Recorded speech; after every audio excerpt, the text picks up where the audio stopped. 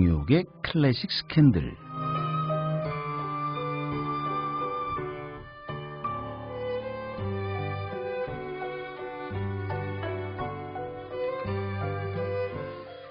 클래식의 다양한 이야기를 여러분들과 함께하고 있습니다. 클래식 음악도 함께 들어보고요. 여러 가지 음악들 소개하면서 재미있게 꾸며지는 시간이죠.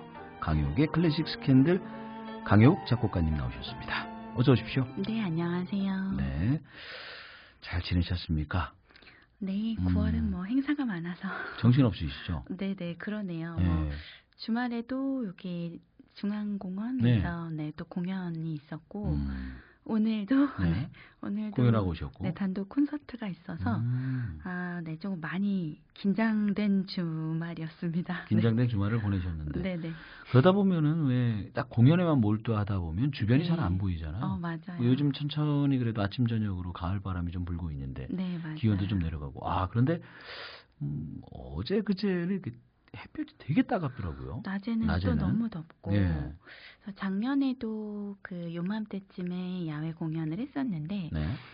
그때는 굉장히 시원했거든요. 그렇죠. 그 저녁을 칼국수를 먹었던 것 같아요. 네. 그런데 이번에는 네, 냉면을 먹었는데도 더웠습니다. 냉면을 드셨는데 네, 같은 더웠다. 시기인데 작년이 더 시원했구나 싶네요. 네. 네. 여튼 9월 지금 이제 12일이니까 중순 향해 가고 있는데 네. 낮에 하여튼 햇볕과 기온이 맞아요. 되게 좀 높다, 뜨겁다 네. 이런 생각이 네. 저만 그런 건 아닌 것 같네요. 네. 이러다가 확 추워지지 않을까. 그래요, 원래. 네, 확 그쵸. 추워질 것 같습니다. 네. 좀 바쁘다라는 말씀을 하셨기 때문에 이제 생각이 든 게 이게 가을에는 또 문화예술계에 계신 분들이 상당히 바쁘시잖아요. 곳곳에서 맞아요. 축제도 많이 네. 열리고 또 네네. 공연도 많이 열리고 네. 그러다 보니까 이제 거기에 몰두하면서 가장 바쁜 시기를 보내는데 그러다 네. 보니까 가을을 못 느끼고 그냥 바로 겨울을 맞이하는 경우가 꽤 있다. 그럴 수도 네. 있죠. 네. 어떠세요, 우리 강효옥 작곡가님은 좀? 실내에서 하는 건 좀 그런 것 같고요. 네. 그래도 야외는 잠깐 리허설하고 기다리는 동안 네. 옆에 있는 나무를 바라보시는군요. 네, 뭐 하늘도 한번 보고. 네. 하늘이 좀 높아진 느낌이 있어요. 네, 맞아요. 너무 예뻐요. 희한해요, 그죠? 네. 이게 여름 하늘과 가을 하늘이 왜 이렇게 좀 차이가 날까? 그리고 그러니까요. 이것을 일부러 이렇게 비교해서 보는 게 아니라 그냥 딱 느껴져요, 하늘이. 맞아요. 네. 그냥 탁 봤을 때 그 시선이 조금 멀리 간다 그래야 되나? 네, 좀 그런 것 같습니다. 네. 자, 가을 저녁, 초가을 저녁. 네. 이렇게 얘기하는 게 더 낫겠네요. 지금 초가을 저녁이 더 낫겠어요. 그렇죠. 네. 자, 여러분들과 함께 오늘은 또 어떤 이야기를 나눠 주실 건가요? 네. 오늘은 말씀하신 대로 가을을 맞이하여 가을에 어울리는 곡을 좀 가지고 왔습니다. 네. 여러분들이 굉장히 많이 잘 알고 계시지만 오랫동안 잊혀졌을 수 있는 곡인데요. 엘리오 모리코네의 노래들을 가지고 왔습니다. 네. 네, 엘리오 모리코네 하면 영화 음악계의 대부죠. 네. 그런데 이 작곡가는 이탈리아의 작곡가예요. 이탈리아의 작곡가이자 음악 감독이기도 하고요. 네. 얼마 전인 2020년에 이제 타계하셨는데 사실은 클래식 베이스를 가지고 있는 영화 음악가들이 굉장히 많거든요. 네. 엘리오 모리코네도 그렇습니다. 오늘 말이 자꾸 꼬이네요. 예. 괜찮아요. 네. 그런 날이 있어요. 네. 오늘 하루가 좀 길어서 하루가 길고 네, 다소 피곤해서 그렇다고 이해해 주십시오. 저도 그렇습니다. 네. 아침부터 일을 하다가 네. 저녁 때 뭔가 라디오를 또 이렇게 하게 되면 체력이 좀 소진돼서 그럴까요? 아니면 네. 이유는 모르겠습니다. 그냥 말이 나와야 되는데 슬슬 그렇죠. 이게 꼬여서 나오게 되고 네, 평상시에 되던 발음도 안 되고 네. 그런 날이 있으니까 뭐 네. 인간적이잖아요. 그렇죠. 네. 예. AI가 아닙니다. 그렇습니다. 네. 엘리오 모리코네는 뭐 말씀하신 대로 영화 음악계의 대부죠. 네. 제가 봤을 땐 모르는 분들이 거의 없으실 정도의 네, 맞아요. 정말 유명한 작곡가입니다. 네, 예. 정말 400여 편이 넘는 영화와 드라마 음악을 네. 작곡을 했고요. 또 그뿐만 아니라 클래식에도 욕심이 있어서 100여 곡에 이르는 클래식 음악을 작곡했습니다. 네.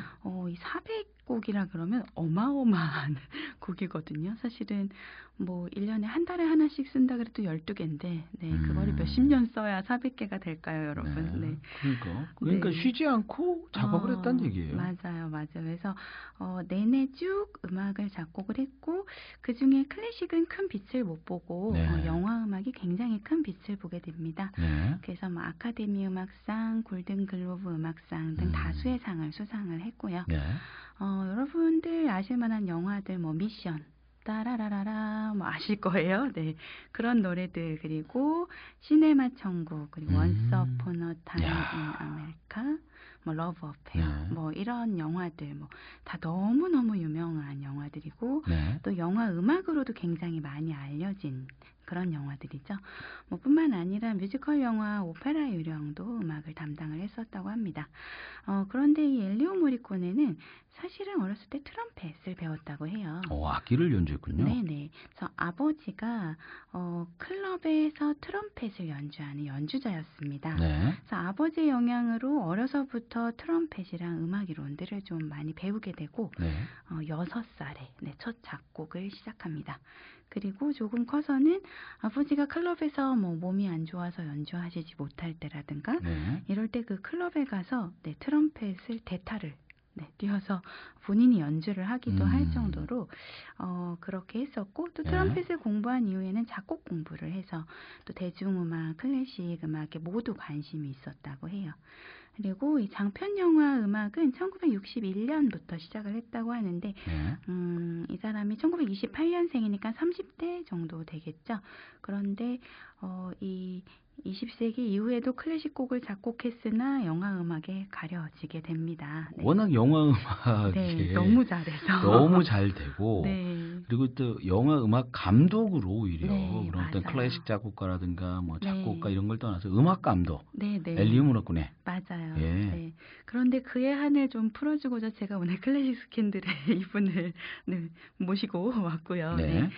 그 당시에 굉장히 저예산의 영화에도 이제 음악을 작곡해서 그 음악으로 70배의 수익을 얻습니다. 그래서 그러니 뭐 영화계에서는 굉장히 유명해졌겠죠. 네. 그리고 엘리오 모리코네는 또 이런 말을 해요. 영상의 도움 없이도 영화 음악이 그 자체의 두 발로 서 있을 수 있어야 한다. 라고 이야기를 했다고 해요. 그래서 그냥 영화의 배경음악이 아니라 그 음악만 들었을 때도 대중들이 사랑할 수 있는 곡을 작곡해서 실제로 음반도 굉장히 많이 팔리고 그리고 그 콘서트 같은 것도 굉장히 많이 열려서 굉장히 큰 사랑을 받았다고 합니다. 네. 엘리오 모리코네의 음악만을 모아서 하는 공연들이 뭐 대한민국뿐만이 아니라 그렇죠. 너무 좋으니까요. 세계 너무 곳곳에서. 많아서. 근데 이제 음악에 나왔던 음악이다. 네. 뭐 흔히 우리가 얘기하는 OST다 이렇게 얘기를 하잖아요. 근데 듣다 보면 그냥 클래식 음악이에요. 맞아요. 네. 오케스트레이션이 잘 되어 있고 또 사실 저는 음악은 많이 하는데 그 영화를 보지 않은 작품들도 꽤 있었습니다. 그렇죠. 네, 음악이 유명해진 거죠. 네. 원래 드라마보다 음악이 더 유명해지는 있어요. 그런 경우가 꽤 있고 영화보다 음악이 더 남는 그런 경우가 꽤 있습니다. 네, 맞아요.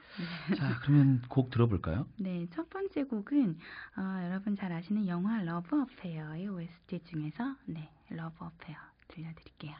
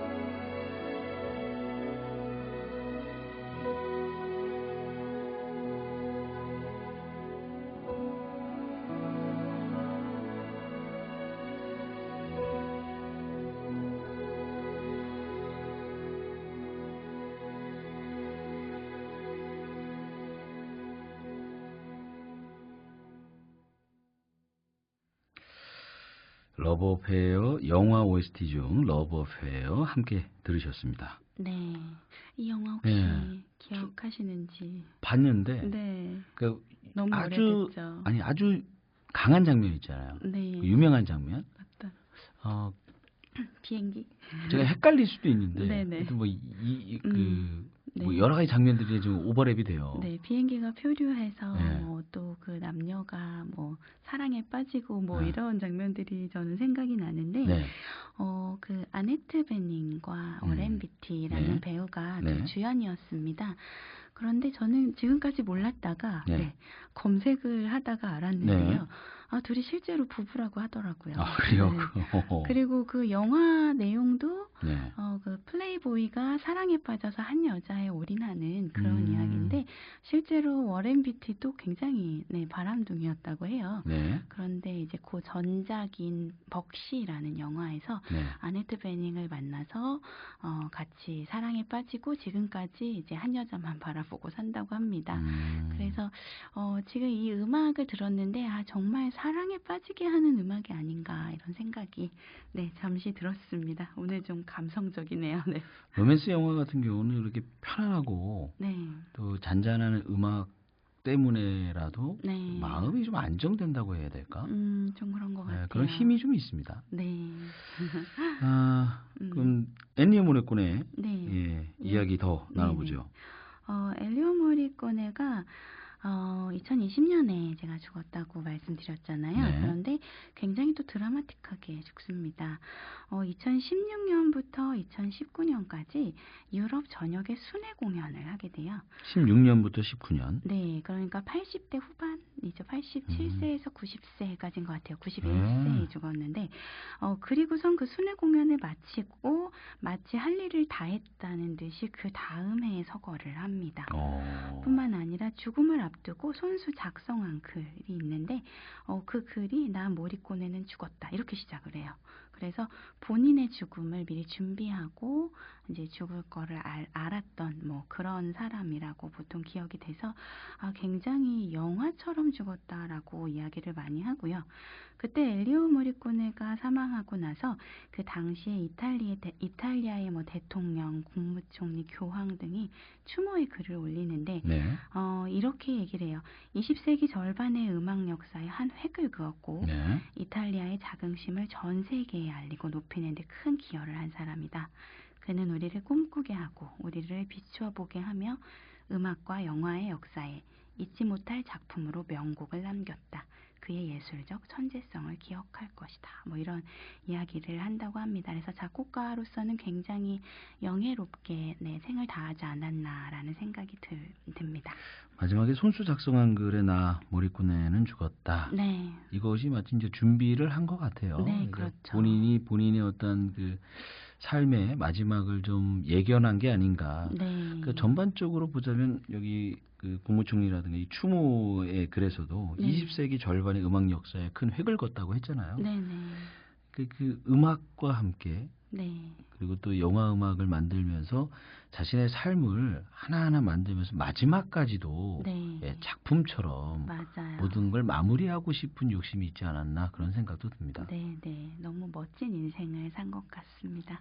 멋진데 네. 본인의 어떤 그 창작의 순간들 네. 정말 쉽지 않았을 것 같아요. 많이 아. 힘들었을 것 같다는 생각도 듭니다. 네, 그렇죠. 부담감도 있을 거 아니에요. 항상 기대감이 있을 거 아닙니까?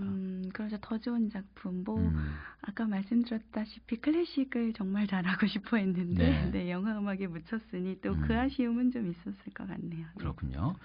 자, 그러면 노래 들으면서 오늘 마무리하도록 하겠습니다. 네, 두 곡을 연달아 준비를 좀 해봤는데요. 여러분 잘 아시는 영화 시네마 천국에 나오는 노래들입니다. 이 시네마 천국은 이제 어린 시절에 영화가 세상의 전부였던 그런 네. 소년 토토와 그리고 시네마 천국이라는 극장의 영사 기사였던 알프레도의 사랑과 우정 이야기입니다. 들려드릴 곡은 차일드후드 앤 맨후드 그리고 러브 테마 연달아서 들려드리면서 인사할게요. 네, 이렇게 두 곡 보내드리면서 강효옥 작곡가님은 여기서 인사 나누겠습니다. 네. 오늘 고맙습니다. 안녕히 가십시오. 네, 감사합니다.